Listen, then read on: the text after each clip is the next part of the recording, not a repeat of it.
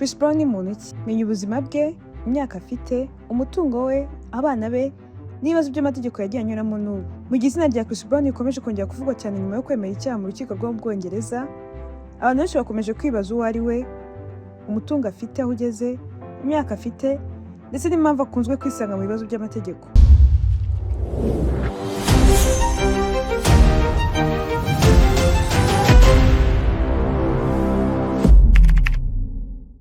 Chris Brown ni umwe mu bahanzi b'ibyamamare bamaze imyaka irenga 20 bayoboye umuziki wa R&B ku isi.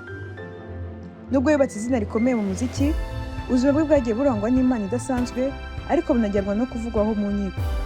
Chris Brown ni muntu ki? Christopher Morris Brown, uzwi nka Chris Brown, yavukiye i Tappahannock muri Virginia, muri Leta Zunze Ubumwe za Amerika kuwa Gicurasi tariki 5, 1989.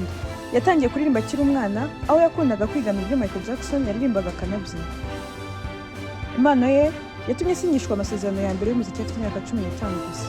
Mu 2005 yasohoye album ye ya mbere yise Chris Brown, yari indirimbo Run It. Yahise iba iya mbere ku rutonde rwa Billboard Hot 100. Kuva icyo gihe yabaye umwe mu bahanzi bakomeye ku isi, ashyira hanze indirimbo zikunzwe zirimo Forever, With You, No Guidance, Loyal, Look at Me Now, Under the Influence, Go Crazy n'izindi nyinshi. Chris Brown yavutse kuwa 5 Gicurasi 1989, bivuze ko afite imyaka 37. Nubwo amaze imyaka irenga 20 mu muziki, aracyabarirwa mu bahanzi bakurikiwe cyane ku isi. Chris Brown abarirwa umutungo ugera hagati ya miliyoni 50 na 60 z'amadolari y'Amerika. Nk'uko bitangazwa n'ibitangazamakuru bitandukanye bikurikirana umutungo w'ibyamamare. Uyu mutungo awukura mu muziki, ibitaramo, kwandika indirimbo, gukina filime, gushora imari, kwamamaza ibicuruzwa n'ibindi bikorwa by'ubucuruzi. Nubwo yinjiza amafaranga menshi, ibibazo by'amategeko byagiye bimutwara amafaranga atari make mu kwishyura indishyi n'abanyamategeko. Chris Brown afite abana 3 bazwi.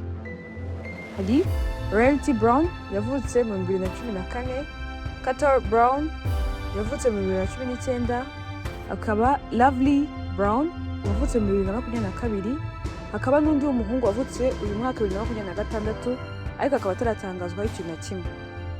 Chris Brown akunze kugaragaza urukundo akunda abana be, cyane cyane ko agira ati akanabashyira mu mashusho y'indirimbo.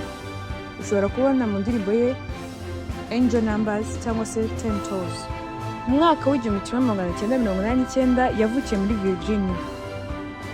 Mu mwaka wa 2005 asohora album ye ya mbere ndetse n'indirimbo Run It ihita iba iya mbere muri Amerika. Mu mwaka wa 2007 aba umwe mu bahanzi bakomeye ba R&B ku isi. Mu mwaka wa 2009 yatawe muri yombi nyuma yo gukubitwa ari umukunzi we Rihanna. Mu mwaka wa 2011 kugeza 2018 asubirana izina ryo mu muziki, asohora album nyinshi zakunzwe. Mu mwaka wa 2019 asohora indirimbo No Guidance yakoranye na Drake. Mu mwaka wa 2022 kugeza 2024 indirimbo Under the Influence imwe mu zakunzwe cyane ku isi.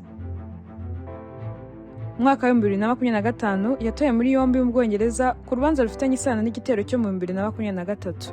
Mu mwaka wa 2026 yemeye icyaha cya Affray mu rukiko rw'i Londres, ategereje igihano kizatangazwa mu Kwakira.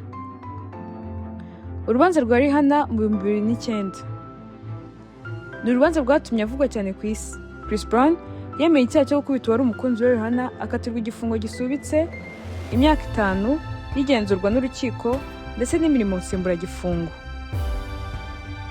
Mu mwaka yakurikiyeho yagiye akurikiranwaho ibirego bitandukanye birimo gukubita abantu, intonganya mu tubyiniro, ibibazo byo kutubahiriza amabwiriza y'urukiko, iperereza ritandukanye ryagiye rimukorwaho. Ariko ntabwo byose byaje kumuviramo guhamwa n'icyaha. Mu 2023 ubushinjacyaha bwo mu Bwongereza bwamushinje gukubita producer Abraham akoresheje icupa ry'ikirahure mu kabyiniro ka Tape London. Mu 2026 yemeye icyaha cya Affray, bituma ibindi byaha bikomeye yarakurikiranyweho bimukurwaho.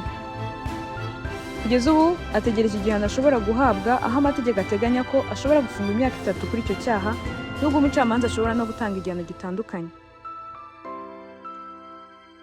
Kuki Chris Brown akomeje gukundwa nubwo akunze kuvugwaho ibibazo? Nubwo ubuzima bwe bwagiye burangwa n'impaka n'ibibazo by'amategeko, Chris Brown akomeje kuba umwe mu bahanzi bafite ubukunzi benshi ku isi. Abamushyigikiye bavuga ko impano ye yo kuririmba no kubyina ikiri ku rwego rwo hejuru, mu gihe abandi bavuga ko ibikorwa bye byo hanze y'umuziki byagiye byangiza isura ye. Uyu muhanzi akomeje kugurisha ibihangano byinshi, kuzuza ibitaramo no gukomeza kuba umwe mu bahanzi bakurikiranwa cyane ku mbuga nkoranyambaga. Ese wowe ubona Chris Brown azibukirwa cyane nk'umwe mu bahanzi b'ibihe byose, cyangwa ibibazo by'amategeko bizakomeza gutwikira impano ye? Yari The Newsdrum.